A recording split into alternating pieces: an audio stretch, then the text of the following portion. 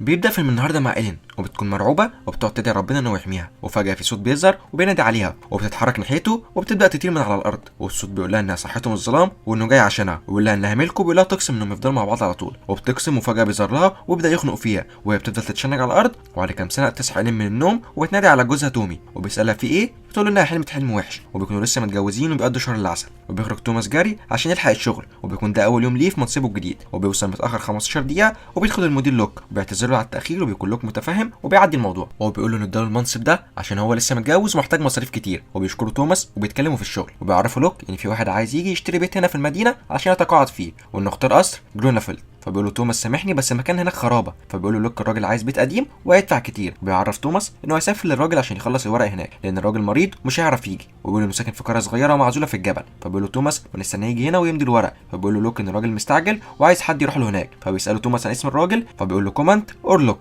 وبيرجع توماس على البيت وبيعرف إيلين ان جاله شغل وهيسافر لمده 6 اسابيع، وانه كلم فريندريك صديقه عشان يعتني بيها. وبتكلم إيلين نفسها وبيقول لها بتكلمي مين؟ فبتقول له مش بكلم حد. وبتروح تقعد معاه بتقول له انت ما ينفعش تمشي، وبتقول له انا لازم احكي لك على حلمي. بيقول لها سيبك من الاحلام اللي كانت بتجيلك وانت صغيره، وبيقول لها ان الدكاتره قالوا ما تفكريش في الحاجات دي. فبتقول له لا الحلم ده كان مختلف، وانها حلمت انها في حفل زفاف ولكن جوه سحابه رعديه، وانها كانت بتتجوز الموت، وانها كانت سعيده جدا، وبعد ما خلصوا الوعود والقص وكل اللي في المكان ماتوا. وبتقول له بس انا كنت فرحانه، وبتقعد تضحك وتعيط، وتوماس بيحاول يهديها وبيقول لها ما تركزيش مع الكلام ده، وان ده اكيد واحد من التخيلات القديمه. وبتتحرك إيلين مع توماس وبيروح عند فريندلي، وبيعرفوا انه مسافر وانه هيسيب إيلين عنده وانه يخلي باله منها. وبيظهر مصاص دماء وهو نايم على السرير، وبتكون إيلين قاعده قدام المرايه وبتقص حته من شعرها. وبيظهر لوك وهو قاعد على الارض وبيعمل طقوس غريبه، وبتروح إيلين عشان تودع توماس وبتقول له يخلي باله من نفسه، وبتقول له يبعت لها رساله على طول، وبتديله سلسله وبيسيبها وبيركب الحصان وبيمشي. وبتكون إيلين حزينه. وبيوصل توماس عند فندق في قريه صغيره وبيروح يستريح، بس كل اطفال القريه بيلفوا حواليه عشان يديهم فلوس وبيقعدوا يعزفوا ويحتفلوا بيه. بس فجاه الكل بيسكت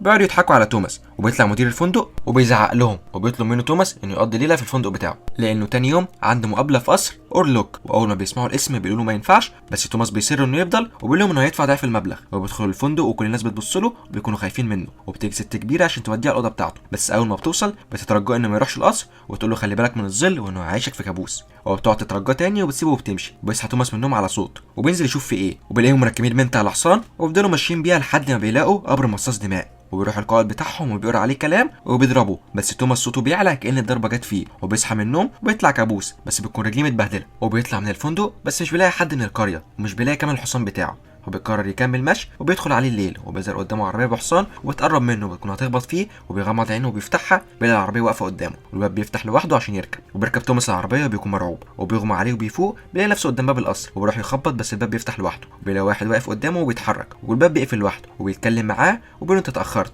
وبيطلع الشخص ده كوماند، بس فجاه بيختفي وبيظهر تاني وبيطلب من توماس انه يطلع وثيقه عشان يمضيها. وتوماس بيقول له ما يستنوا للصبح احسن، بس بيقول له يسمع الكلام. وبيطلب من توماس يقول له يا مولاي، وتوماس بيكون خايف فبيقول له ماشي، وبياخد منه الورق عشان يقراه. وبيظهر فجاه جنب توماس وبيصب له كاس وبيشرب وهو مرعوب. وتوماس بيساله وبيقول له انا شفت مجموعه من الفلاحين والمشردين امبارح بيعملوا طقوس غريبه، فبيقولوا الناس هنا لسه متحفظه بالعادات والخرافات القديمه، وده بالنسبه لواحد متعلم زيك تخلف. فبيقول له توماس بس دول طلعوا جثه، فبيتعصب عليه وبيقول له ما يجيبش سيره الكلام ده تاني هنا، وبيطلب من توماس ياكل. وبيكون توماس هيموت من الخوف وبيجرح ايده وبيقول له كومنت يقرب من النار عشان يعالجه، وبيلاقي التمثال بيحرك دماغه وبيقرب كومنت منه، وبيكون توماس هيعيط. وبتظهر إيلين وهي مع انا وبتكون مفتقده توماس، وبنروح لتوماس اللي بيكون واقع على الارض وبيفوق ومش بيلاقي حد في المكان، وبيقعد ينادي على الكومنت لحد ما بيلاقي باب مردود وبيدخل ومش بيلاقي حد، وبيمسك المرايه ويبص على نفسه بيلاقي نفسه معدود. وبيروح قبل الكومنت وبيخلصوا الورق وبيكون ناقص امضه توماس، وبيكون العقد مكتوب بلغه غريبه والكومنت بيقول ان دي لغه اجداده، وبيدي توماس عملات ذهبيه عشان يشكره على واجبه. وبيمضي توماس الورق وبيكون توماس عايز يمشي، بس الكومنت بيخليه يفضل لتاني يوم. وبيصحى توماس من النوم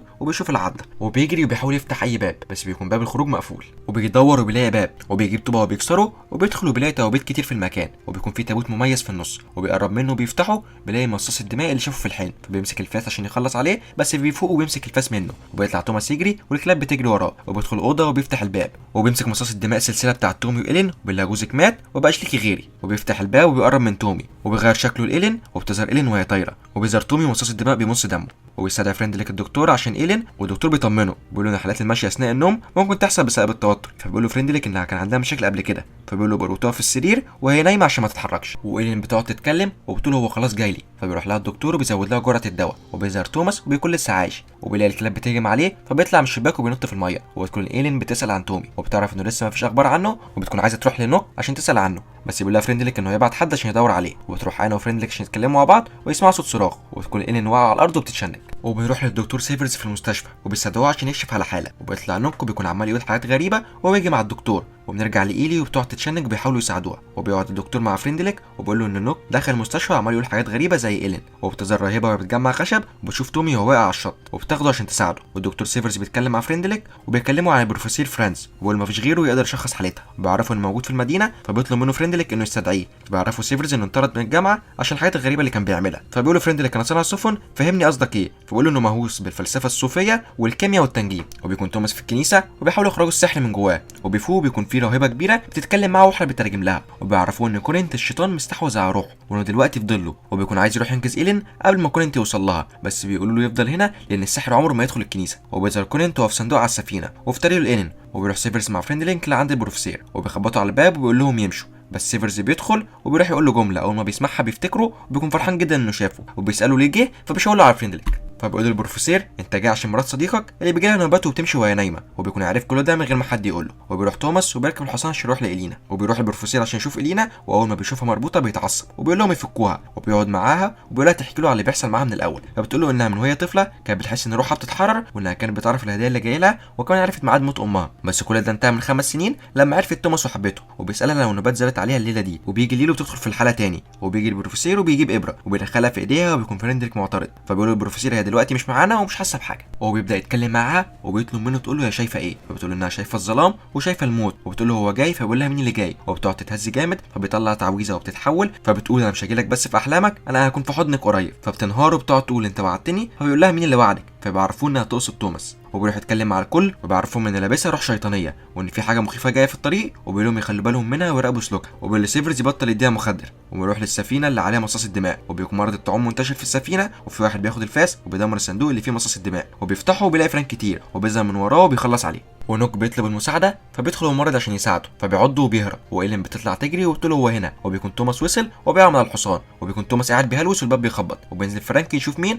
وبتكون الشرطه وبياخدوه للسفينه بتاعته اللي بتكون متدمره ومنتشر معاها مرض الطاعون. ونوك بيوصل عند مصاص الدماء وبتظهر الفئران وهي منتشره في البلد. وبيكون توماس لسه ما فاش. وبتكون ايلين عايزه تكلم بروفيسور عشان يشوف توماس، وانا بتكون خايفه منه. وبيكون البروفيسور مع سيفرز وبيتفقدوا الجثث وبيكون عليها اثار عض. وبيقول البروفيسور انه لازم يروح لانا. وبيدخل عليهم واحد وبيعرفهم ان نوك هرب، فبيروح البروفيسور معاه عشان يدور عليه. وبيكون توماس وايلين نايمين، وبيقوم توماس ومش بيكون قادر ياخد نفسه. وبتكون انا ماشيه وبتسمع صوت، وايلين بتظهر لها وبتتخض وبتسالها ايلين لو فريندليك رجع. فبتقول لها لا، فتطلب منها انها تنام جنبها. وبيكون فريندليك مع البروفيسور بيقول له انت عايز تفهمني ان اللي عامل فينا كل ده شبح؟ انا بقالي 6 ايام مش عارف انام بسبب الفوضى اللي في بيتي، وان اكيد كل دي خرافات. فبيتعصب عليه البروفيسور بيقول له احنا بنحارب الموت نفسه اللي عايز يقضي على البشر، واننا بنحارب مصاص دماء ولازم نعترف بعدونا عشان نقضي عليه. وبتمشي ايلين وهي نايمه وبتروح عند الشباك وبتفتحه وبينزل مصاص الدماء. بتقول انا كنت حاسه بيك كانك تعبان ماشي على جسمي. وبيقول لها انا كنت محبوس في قبري لمده طويله لحد ما خرجتيني يا ساحره يا شريره، وانت عذابي وبلا جوزك باعك ده مقابل كيس ذهب، وان يا تقبليني بمزاجك يا تقبليني غصب عنك. وبيقول لها انت دجاله. وبتقول انا كنت صغيره وتبدا تقرب منه، فبيزقها وبيقول لها لازم تعترفي بذاتك. وبتقول له انت بتتلذذ بتعذيبي. فبيقول لها انا هسيبك 3 ايام تعترفي بذاتك او خلاص على كل اللي بتحبيهم. وبتفوق وتبص جنبها بتلاقي انا واقعه على الارض والفئران بتاكل فيها، وبتقعد تصرخ وبيقول لها فاضل لك ليلتين. وبتظهر المستشفى وهي مليانه بالناس المصابه بالطاعون. وبتظهر انا وتكون تعبانه جدا من اللي حصل لها. وبتبص لايلين وبتسالها عن الظل. تكلم ايلين مع فريندليك وبتقول ان في حاجه وان اللي بيحصل زي ما البروفيسور قال بسبب الشيطان. وبيكون فريندليك مش مصدقه، بيقول لها انها لازم تمشي هي وتوماس. فبتتضايق ايلين وبتساله انت بتكرهني ليه؟ بيقول لها انت ازاي بتتكلمي معايا كده، وده لازم تتعلمي تتكلمي معايا ازاي. بتقول له انت فاكر نفسك فوق الناس وان انا هتموت وانت هتموت والجميع هيموت، لازم تفهم الكلام ده. وبيروح البروفيسور الاوضه اللي كانوا حابسين فيها نوك وبيشوف كتابات على الحيطه. وبيقول لسيرفيس هو ازاي ما قالوش من بدري عن نوك. وبيقول له احنا لازم نلاقيه لانه عمل اتفاقيه مع الظل. وبيروح بيت نوك وبيلاقي المكان اللي كان بيعمل فيه التعويذه. وبترجع اينا مع توماس على البيت وبتسنده عشان لسه تعبان. وبيقابل بروفيسور فريندريك بيساله عن ايلين وتوماس. فبيقول انه بعتهم على البيت وبيسالوا فريندريك ازاي هنقضي على مصاص الدماء. بيقول له ما اعرفش. فبيتعصب وبيتكلم بروفيسور مع سيفرز ويقول له مفيش غير طريقه واحده اللي ممكن تنفع، هو اننا نرجعه الارض اللي اتدفن فيها عند شروق الشمس. وبيكون فريندريك هيتجنن ويقول ان ايلين مجنونه وان انا عضها الحشرات وانه هيسيب المدينه ويمشي. فبيقول بروفيسور انه شرب دم انا وانه هيرجع تاني. وبيطلب فريندريك منهم يمشوا ويروحوا جنب بناته. وايلين بيكون قاعده مع توماس وبيكون توماس عايز يسيب المدينه ويهرب. وبتقول له ايلين انا عايز اقول لك حاجه. فبيقول لها اي حاجه تقوليها مش هتمنعني من ان انا امشي. وبيقول لها انا شفت الشيطان وهو جه هنا عشانك. فبتقول له انا عارفه. فبتصدم وبتقول له ان ده سرها اللي محدش يعرفه وانها ندت عليه وكانت طالبه الحنان، وان الموضوع في الاول كان كوابيس بس اتحول لعذاب، بس انت لما جيت اديتني الشجاعه عشان اتحرر من العار. فبيقول لها توماس مش فاهمك. فبتقول انه كان عاشقها ولما عرف الزواجه بدا يطاردها في الاحلام. وبيكون توماس مش مصدق اللي بيسمعه، وفجاه تتحول عليه وبتقول له انت ليه ما بعتليش رسائل وانت في القلعه زي ما وعدتني، وبتقول له هو قال لي قد ايه انت كنت خايف وبتعيط زي الطفل وانك ساذج وبعتني بكيس دهب، وبيروح مصاص الدماء لعند فريندليك وبيخليه يفضل نايم وما يصحاش، وبتسمع انا صراخ اطفالها وبتقعد تصحي في فريندليك بس مش بيصحى، وبتطلع تجري على اوضه الاطفال وبتلاقيه خلص عليهم وبيقرب منها، وبيجي تاني يوم وبيكون حاطين انا والاطفال في توابيت ورايحين يدفنوهم، وبيكون فريندليك واقف وحزين، وبيكون توماس وايلين والدكتور سيرفيس موجودين،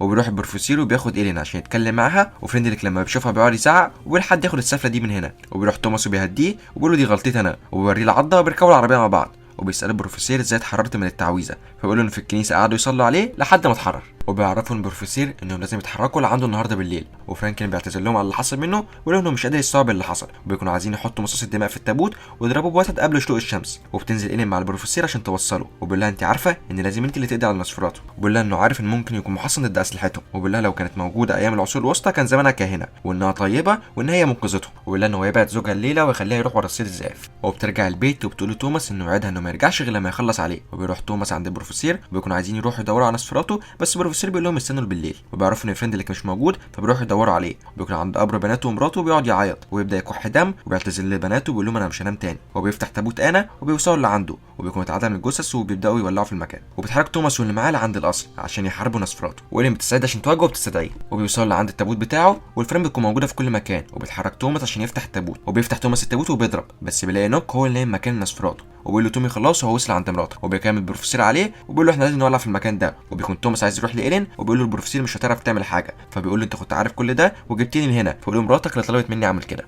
وبيطلعوا يجروا وبيفضل هو عشان يولع في المكان، وبتشوف ايلين القصر وهو بيولع من الشباك وبتكون لابسه فستان ومستنياه، وبيوصل لعندها وبيقول لها انت بتعملي ده بارادتك، فبتقول له اه، وبيقول لها ان كده جسدهم هيتحد وانها هتبقى من نصيبه، وتوماس بيطلع يجري على البيت والشمس بتبدا تطلع، وبيكون نسفراتو شرب من دمها والنور الشمسي بيدخل عليهم ونسفراتو بيموت، وتوماس بيوصل وبيمسك ايديها، وبيوصل البروفيسور وبيتاسف له بيقول له ان كان لازم تضحيه عشان تكسر لعنه النسفراتو وتخلص عليه، وبكده خلص الفيلم.